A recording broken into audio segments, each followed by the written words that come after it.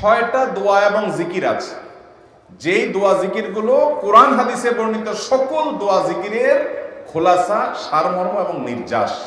এই ছয়টাকে যদি কোনো মুসলমান নিয়মিত আঁকড়ে ধরে, তাহলে কোরআন এবং হাদিসের যত দোয়া এবং জিকির আছে কেমন যেন তার নির্যাসটা নিয়মিত সে আমল করবে।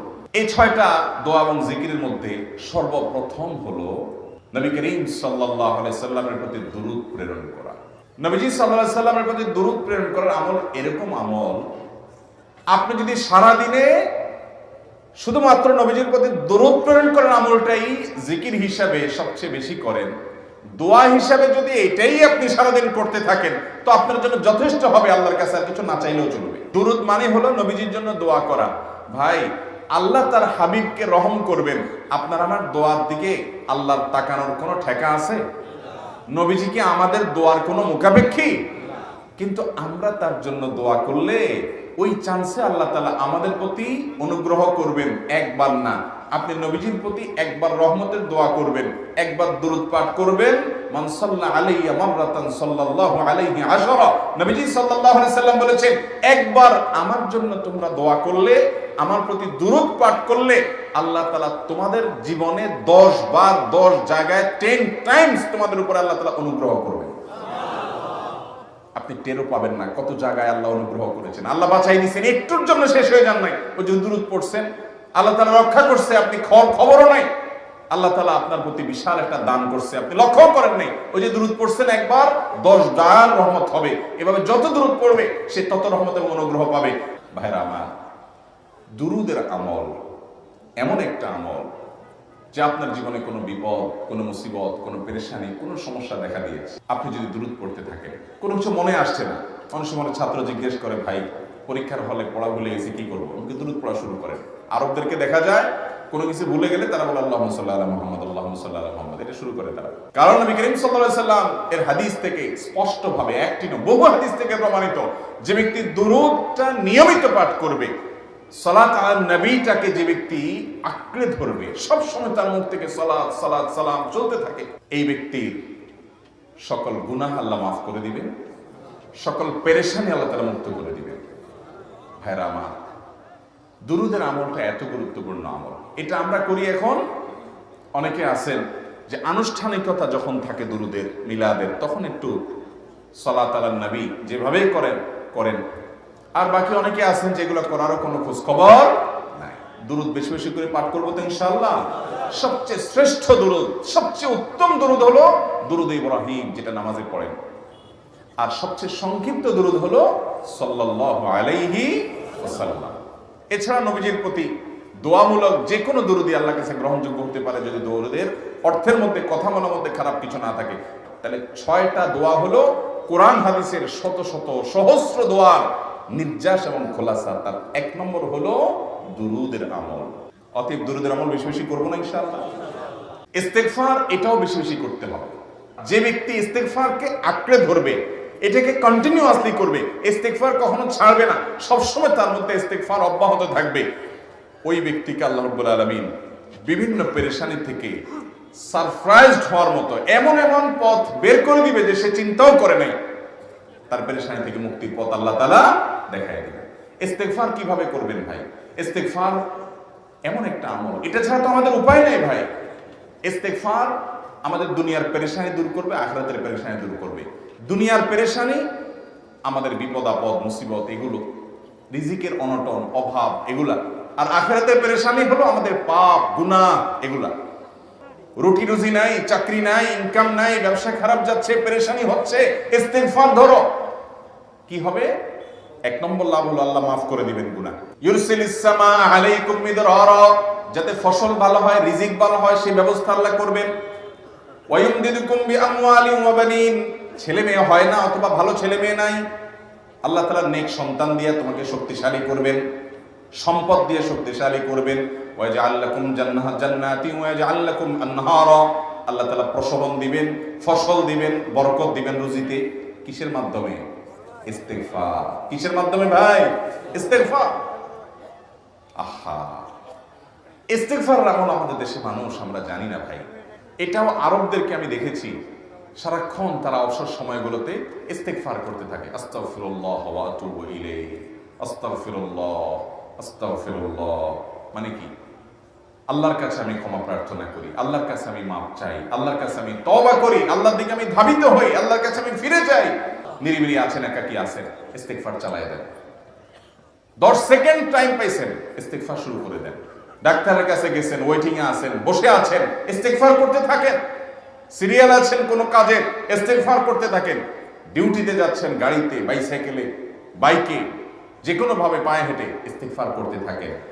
যে কোনো অবসরের সময়গুলোকে ইস্তেগফার দিয়ে পরিপূর্ণ করে দেন। ভাইরা আমার, ইস্তেগফার সকল সমস্যার সমাধান।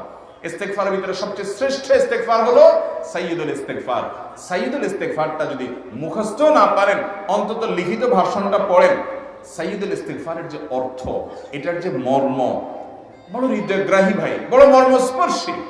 ইমানদার এটার অর্থের দিকে তাকায় যদি পড়ে, তো তার অন্তর না গলে পারে না। ভাইরা আমার, অর্থের দিকে লক্ষ্য করে করে মর্মটা বুঝে বুঝে একটু সাইয়্যিদুল ইস্তেগফার পড়েন। লেখা দেখে দেখে পড়েন, ইউটিউব থেকে দেখে দেখে পড়েন, কিন্তু পড়েন। এত বড় ইস্তেগফার পড়তে পারেন না, কোনো পেরেশানি নেই, কোনো অসুবিধা নেই। সবচেয়ে ছোট ইস্তেগফার হলো আস্তাগফিরুল্লাহ। আল্লাহ, আপনার কাছে ক্ষমা চাই, কত ভুল হয়ে যায়, কত অন্যায় হয়ে যায়। ভাইরা আমার, এটা হলো রিমুভার। ভুল করে কিছু লিখছেন, রিমুভ করে ফেলছেন, শেষ হয়ে গেছে। আপনি ঘন ঘন ইস্তেগফার করতে থাকেন। অগণিত ভুল হয়, অগণিত ত্রুটি হয়, বারবার ইস্তেগফার এগুলোকে সবগুলোকে শেষ করে দেয়। ভাইরা আমার, নিরাপত্তা এনে দেয়। আল্লাহ কোরআনে কারিমে বলেছেন যে আপনার রব আপনার কওমের প্রতি আযাব নাযিল করবেন না যদি আপনি থাকেন। আর যদি তারা ইস্তেগফারে রত রাখে, তাহলে গণ আযাব আল্লাহর পক্ষ থেকে আসবে। আরেকটা ইস্তেগফার হাদিসে বর্ণিত, আস্তাগফিরুল্লাহাল্লাযী লা ইলাহা ইল্লা হুয়াল হাইয়ুল কাইয়্যুম ওয়া আতুবু ইলাইহি ওয়া লা হাওলা ওয়া লা কুওয়াতা ইল্লা বিল্লাহ। এটাও ইস্তেগফার। তাহলে একটা বড় ইস্তেগফার, একটা মিডিয়াম, একটা ছোট, যার যেটা সুবিধা হয় এটা পড়েন। বড়টা হলো সাইয়্যিদুল ইস্তেগফার, সবচেয়ে শ্রেষ্ঠ ইস্তেগফার যেটা হাদিসে বর্ণিত হয়েছে। সাইয়্যিদুল ইস্তেগফার নবীজি সকাল সন্ধ্যা পাঠ করতেন, বিভিন্ন সময় পাঠ করতেন, রাতে পাঠ করার কথা বলতেন। সাইয়্যিদুল ইস্তেগফার পাঠ করলে আল্লাহ রাব্বুল আলামিন ওই দিনে, ওই রাতে, ওই ব্যক্তি মারা গেলে তার সব গুনাহ খাতা মাফ করে তাকে জান্নাত দিবেন ইনশাআল্লাহ। অতএব ভাইরা আমার, ইস্তেগফার বেশি বেশি করতে হবে। চেষ্টা করব না ইনশাআল্লাহ ইস্তেগফার করার। নাম্বার 3, এটা আমাদের বেশিরভাগ মানুষ জীবনে হয়তো শুনেনও নাই, অনেকে হয়তো শুনছেন, আমল করা হয় না। খুব সীমিত সংখ্যক আল্লাহর বান্দার আমলের তৌফিক হয়। সেটা হলো ইয়া যাল জালালি ওয়াল ইকরাম। এটা একটা জিকির, আল্লাহ তাআলাকে ডাকা, আহ্বান করা, এটাই জিকির। ইয়া যাল জালালি ওয়াল ইকরাম। নবী করিম সাল্লাল্লাহু আলাইহি সাল্লাম বলেছেন, আলিযু বিয়া যাল জালালি ওয়াল ইকরাম। তোমরা ইয়া যাল জালালি ওয়াল ইকরাম এটাকে আঁকড়ে ধরো, এটাকে নিয়মিত করো, বেশি বেশি করে বলতে থাকো এটাকে সব সময় এটাকে মুদাওয়ামাতের সাথে কন্টিনিউয়াসলি এটা বলতে থাকো, ইয়া যাল জালালি ওয়াল ইকরাম। অনেক উলামায়ে কেরাম, মুহাদ্দিসিন ইকরাম ইয়া যাল জালালি ওয়াল ইকরাম কেন নবীজি এত বেশি বলতে বলেছেন, এটার মাধ্যমে আমাদের লাভটা কি, এর ব্যাখ্যা করতে গিয়ে বলেছেন ইয়া যাল জালাল মানে হলো হে মহান, মহান বড়ত্বের অধিকারী, হে জালালের অধিকারী, হে জালাল, ওয়াল ইকরাম হে দানশীল। তাহলে প্রথম বাক্যে আল্লাহর বড়ত্বের কথা স্বীকৃতি দিয়ে প্রশংসা করা হয়, আর দ্বিতীয় বাক্যে হে দানশীল বলে আল্লাহ তাআলার কাছ থেকে চাওয়া হয় যে আপনি যেহেতু দানশীল এবং আপনি যদি মহান, অতএব আপনি আমাকে দান করেন। এটা ডাকলেই, আল্লাহকে এই বলে ডাকলেই চাওয়া হয়ে যায়। এই জন্য বেশি বেশি করে ইয়া যাল জালালি ওয়াল ইকরাম করতে হবে। অনেকে হয়তো নতুন শুনেছেন, আজকে থেকে শুরু করে দিবেন ইয়া যাল জালালি, সকাল বিকাল মনে থাকে না তো লিখে লিখে ওয়ালে টাঙায় দেন। বাসা বাড়িতে এমন জায়গায় লিখে রাখেন তাকাইলেই নজরে পড়ে, কারণ মোবাইলে আমাদেরকে সবকিছু ভুলাই দেয়, দুনিয়ার ব্যস্ততা সব ভুলাই দেয়। এই জন্য বেশি বেশি ইয়া যাল জালালি ওয়াল ইকরাম পড়ব। 4 নম্বর যে দোয়া এবং জিকির করতে নবী করিম সাল্লাল্লাহু আলাইহি সাল্লাম সব সময় আমাদেরকে উৎসাহ দিয়েছেন, অনুপ্রেরণা দিয়েছেন, লা হাওলা ওয়ালা কুওয়াতা ইল্লা বিল্লাহ। লা হাওলা ওয়ালা কুওয়াতা ইল্লা বিল্লাহ। লা হাওলা ওয়ালা কুওয়াতা ইল্লা বিল্লাহ, এটা হলো সারেন্ডার করা, আল্লাহর কাছে সারেন্ডার করা, আত্মসমর্পণ করা। মানে আল্লাহ ছাড়া কোনো ভালো কাজ করার ক্ষমতা কারণ নাই, করার তৌফিক দেওয়ার ক্ষমতা কারণ নাই, আর পাপ থেকে বাঁচানোর ক্ষমতা কারণ নাই। এই জন্য আমি কেমন যেন আল্লাহর কাছে সারেন্ডার করছেন, লা হাওলা ওয়ালা কুওয়াতা ইল্লা বিল্লাহ। কোন অবস্থা, কোন সামর্থ্য, এগুলো কারোর কাছে নাই, শুধুমাত্র কার কাছে আছে? আল্লাহর কাছে আছে। এই অর্থ বুঝে আপনি লা হাওলা ওয়ালা কুওয়াতা ইল্লা বিল্লাহ বেশি বেশি পাঠ করবেন। নবী করিম সাল্লাল্লাহু আলাইহি সাল্লাম বলেছেন, তোমাদেরকে কি আমি জান্নাতের একটা ভান্ডারের খোঁজ দেব, খবর দেব, যেটা জান্নাতের ভান্ডার, সওয়াব টওয়াব না, সাধারণ অল্প স্বল্প সওয়াব না, পুরো জান্নাতের ভান্ডারের সন্ধান দিয়ে দিব। সাহাবায়ে কেরাম তো চাইতেনই সেটা। নবীজি সাল্লাল্লাহু আলাইহি সাল্লাম তখন বলেছেন যে লা হাওলা ওয়ালা কুওয়াতা ইল্লা বিল্লাহ, এটা হলো কানজুম মিন কুনুজিল জান্নাহ, জান্নাতের ভান্ডার সমূহের মধ্যে থেকে একটা বড় ভান্ডার হলো লা হাওলা ওয়ালা কুওয়াতা ইল্লা বিল্লাহ। অতএব এই আমলটা বেশি বেশি করবেন। 5 নম্বর আমল হলো দোয়া ইউনুস। দোয়া ইউনুস জানা আছে তো? লা ইলাহা ইল্লা আনতা সুবহানাকা ইন্নী কুনতু মিনাজ জালিমিন। ভাইরা আমার, অর্থের দিকে তাকায়া মাঝে মধ্যে মোবাইল টোবাইল সব ফালায় রেখে একটু আল্লাহর সাথে কথা বলবেন, আল্লাহর সাথে একটু কানেক্টেড হওয়ার চেষ্টা করবেন, আল্লাহর সাথে একটু সংযুক্ত হওয়ার চেষ্টা করবেন। ডিসকানেক্টেড তো পুরো লাইফটা কাটাই দিলেন, একটু কানেক্টেড হওয়ার চেষ্টা করেন। প্রতিদিন কিছু সময় বসে একটু জিকির করেন, চলতে ফিরতে একটু আল্লাহকে সময় দেন। আপনি উপকৃত হবেন, আপনার কলব জিন্দা হবে, আমল নামা সওয়াবে পরিপূর্ণ হবে। লা ইলাহা ইল্লা আনতা সুবহানাকা ইন্নী কুনতু মিনাজ জালিমিন, অর্থের দিকে তাকান, কত মর্মস্পর্শী। লা ইলাহা ইল্লা আনতা, আল্লাহ আপনি ছাড়া কোনো সত্যিকারের মাহবুদ নাই, উপাস্য নাই। সুবহানাক, আপনি পবিত্র, আমি আপনার পবিত্রতা জ্ঞাপন করছি। ইন্নী কুনতু মিনাজ জালিমিন, তবে আমি সেই সব মানুষদের অন্তর্ভুক্ত যারা নিজের প্রতি নিজে জুলুম করেছে, অবিচার করেছে, অন্যায় করে আমার নিজের পায়ে নিজে কুড়াল মেরেছি বহু। অতএব আপনি আমাদের প্রতি রহম করেন।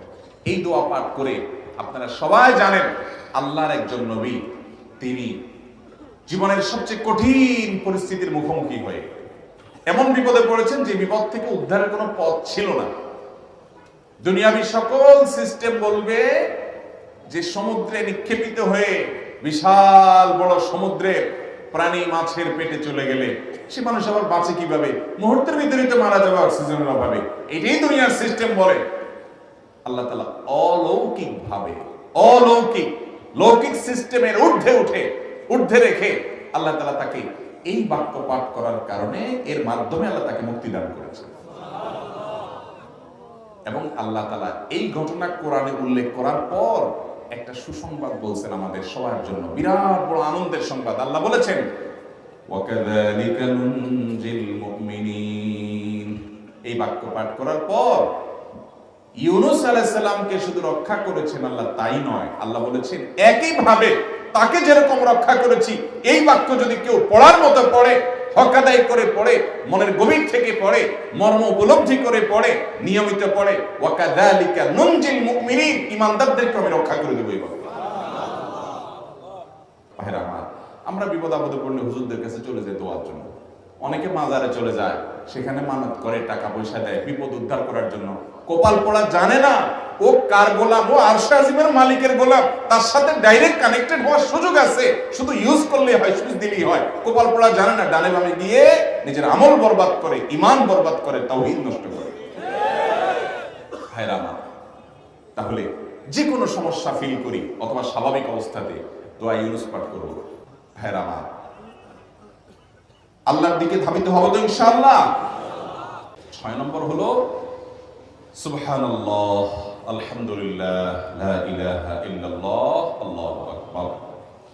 এই বাক্যগুলো দেখবেন ঘুরে ফিরে নবী করিম সাল্লাল্লাহু আলাইহি ওয়াসাল্লাম সারাদিন পড়তেন। 5 ওয়াক্ত নামাজের পরে 33 বার দেখবেন। আবার দেখবেন সকাল সন্ধ্যায় সুবহানাল্লাহি ওয়া বিহামদিহি 100 বার, সুবহানাল্লাহি ওয়া আলহামদুলিল্লাহি আল্লাহু আকবার 100 বার। আবার এগুলো মাঝে মধ্যে 10 বার, রাতের শোয়ার সময় 33, 34 বার। বিভিন্ন সময় দেখবেন ঘুরে ফিরে এই সুবহানাল্লাহ, আলহামদুলিল্লাহ, লা ইলাহা ইল্লাল্লাহ, আল্লাহু আকবার, এগুলো একটা মিজানের পাল্লাকে পরিপূর্ণ করে দেয়। কোনটা আসমান এবং জমিনের মধ্যবর্তী জায়গায় সব দিয়ে পরিপূর্ণ করে দেয়। এত বেশি ফজিলতপূর্ণ জিকির। এইজন্য পুরো কোরআন হাদিসের দোয়া এবং জিকিরের নির্যাসের শেষ এবং 6 নম্বর হলো বেশি বেশি করে দিন রাত 24 ঘন্টা যখন সুযোগ পাবেন, যেখানে যেখানে হাদিসে যে সংখ্যা বলা আছে ওটাতে করবেনই, ওর বাইরেও বেশি বেশি করে সুবহানাল্লাহ, আলহামদুলিল্লাহ, লা ইলাহা ইল্লাল্লাহ, আল্লাহু আকবার বেশি বেশি করব না ইনশাআল্লাহ?